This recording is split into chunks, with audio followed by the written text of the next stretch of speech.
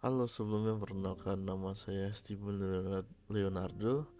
Saya akan menjelaskan di sini perbandingan hukum antara negara Indonesia dengan Amerika. Presented by Steven Leonardo, yaitu saya sendiri. Dan saya adalah mahasiswa kelas 5 IHMC di bawah bimbingan dosen pengampu Miss Rahmi sebagai dosen di mata kuliah Hukum Perlindungan Konsumen. Dan tujuan dari video ini yaitu menjelaskan perbandingan hukum antara negara Indonesia dengan Amerika. Mungkin berbagai orang atau berbagai orang awam yang belum mengerti tentang hukum masih menganggap bahwa hukum di setiap negara itu sama.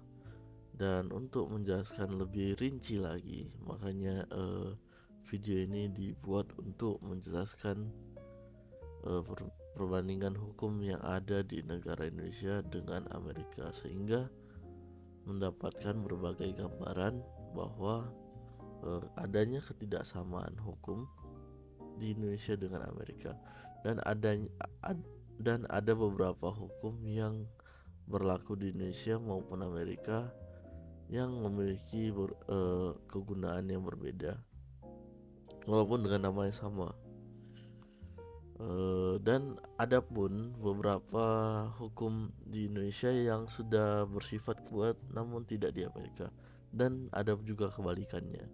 Maka di video ini akan dijelaskan beberapa dari perbandingan hukum antara negara Indonesia dengan Amerika tersebut. Mungkin dimulai dari negara Indonesia sendiri. Negara Indonesia merupakan negara yang ada di Asia atau Asia Tenggara ya, lebih pasti. Dan Amerika berada di Amerika atau berada di wilayah di luar Asia, sehingga dari kebiasaan tersebut sudah menimbulkan perbedaan-perbedaan yang signifikan. Di Asia memiliki kultur yang berbeda seperti Amerika. Itu hal yang pertama perbandingannya. Dan kebiasaan orang Asia berbeda dengan kebiasaan orang Amerika. Itu sebagai salah satu subjek atau sebuah perbedaan melalui wilayah ya.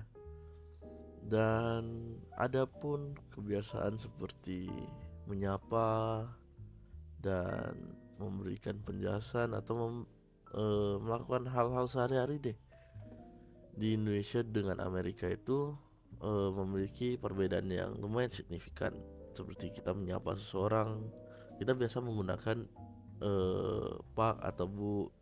Di Indonesia itu sudah hal yang wajib, namun di Amerika belum tentu, karena mereka dapat menggunakan dengan nama panggilan seseorang tersebut, dan itu it's fine, dan itu tidak apa-apa. Nah, untuk menjelaskan mengenai sehari-hari ataupun kulturnya itu, kita bisa lihat di berbagai dokumentasi atau berbagai film atau berbagai video yang ada beredar di internet saat inilah.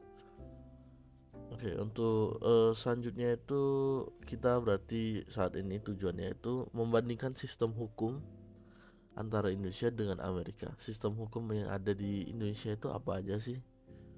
Nah, kita akan masuk ke penjelasan yang pertama. Sistem hukum perbandingan sistem hukum di Amerika dan Indonesia. Sistem hukum di Indonesia menggunakan sistem hukum campuran antara hukum kontinensial Eropa dan hukum adat. Hukum kontinensial Eropa ini merupakan civil law dan campuran dari hukum adat. Hukum adat itu adalah hukum yang timbul dan berkembang di wilayah adat Indonesia. Ya, tidak seperti Amerika. Di Amerika itu menggunakan sistem hukum umum ataupun disebut common law yang banyak dipengaruhi oleh sistem hukum Inggris. Nah, dari perbedaan ini kita sudah dapat melihat bahwa dari sistem hukum Indonesia dan Amerika Serikat sudah jelas berbeda.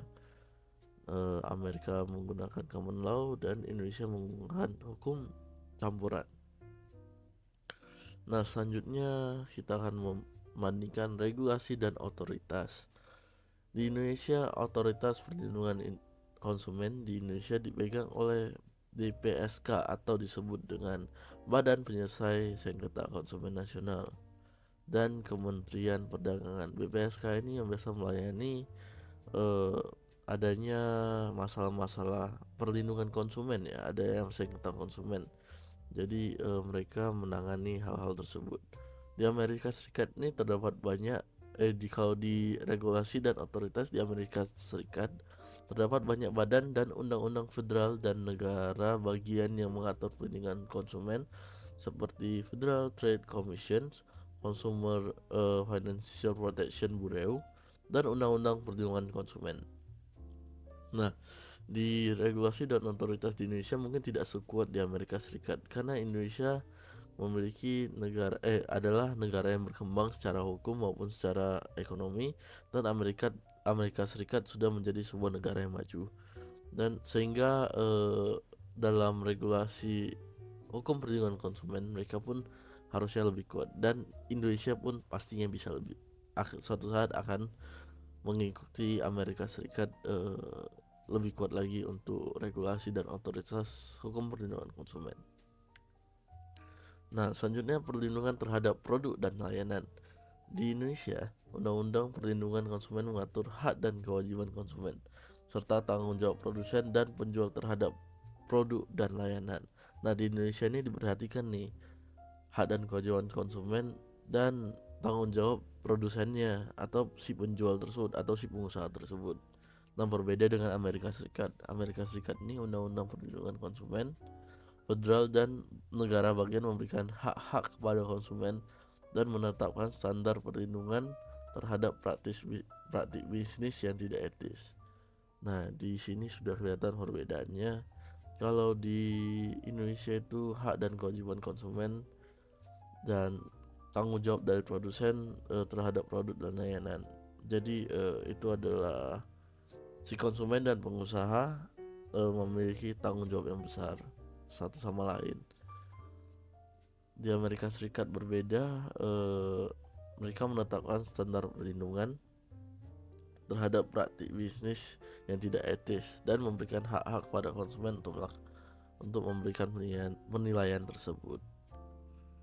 Nah, gugatan kelompok di Indonesia sendiri belum ada regulasi yang secara khusus mengatur gugatan kelompok. Mungkin ada, tapi belum sekuat Amerika Serikat atau masih berkembang secara bertahap dan tidak memiliki kekuatan hukum yang begitu kuat.